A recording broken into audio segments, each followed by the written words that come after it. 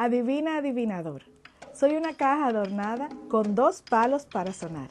Y en cualquier conjunto típico me puedes encontrar. ¿Qué será? La tambora. ¿Conocen nuestros niños y nuestras niñas cuáles son los instrumentos típicos de la música dominicana? ¿Conocen cómo suena la güira, las maracas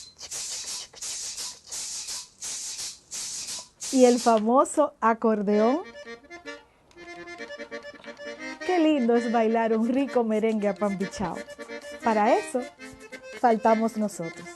Te invitamos a bailar junto a nosotros nuestra preciosísima música de la cual nos sentimos muy orgullosos los dominicanos y las dominicanas. Yo soy Emelinda Padilla, especialista en educación, y esto es Red Explora.